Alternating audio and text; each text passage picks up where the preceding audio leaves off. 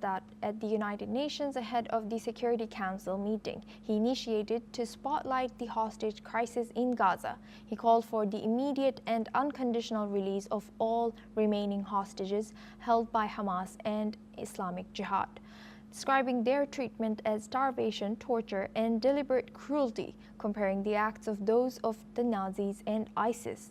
Saar criticized Hamas for using hostages in a sadistic propaganda campaign, highlighting the recent videos of emaciated captivities, including Aviator David, who was forced to dig his own grave. He also defended Israel's efforts to allow humanitarian aid into Gaza, saying no other country at war has done as much. Saar also condemned nations that are during this sensitive hostage negotiations chose to pressure Israel and recognize a Palestinian state.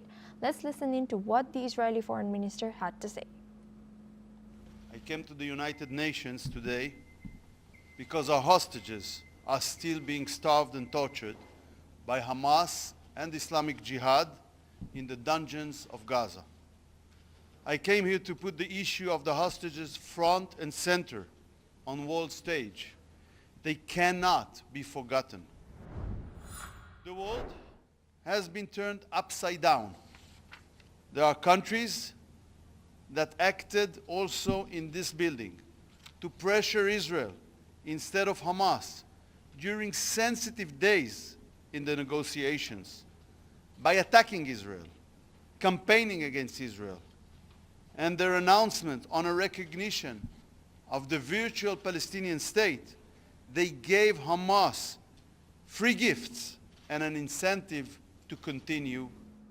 Meanwhile, at the UNSC, senior United Nations official has warned that there is no military solution to the conflict in Gaza.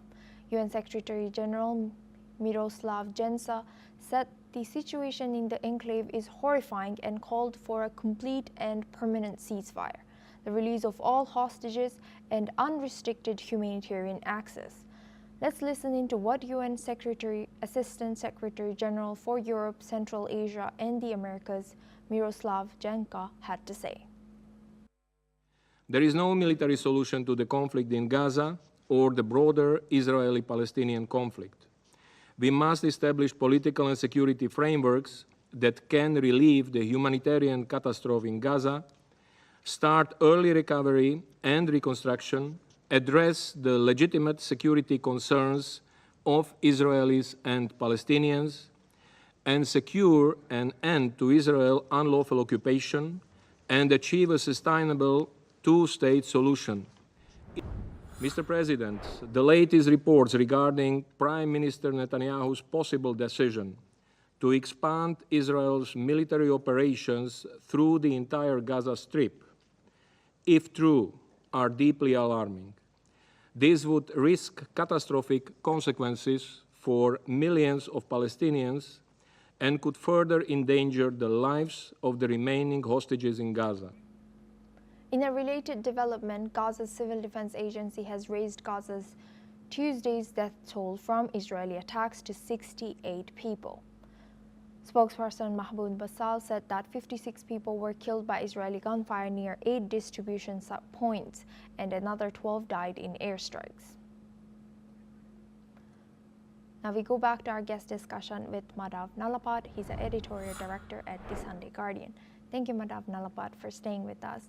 Now, how do you interpret Israeli Foreign Minister Gideon Saar's comparison of Hamas's action to those of the Nazis and ISIS? Well, I'd like to say that India has always believed in a two-state solution, and that's the way forward.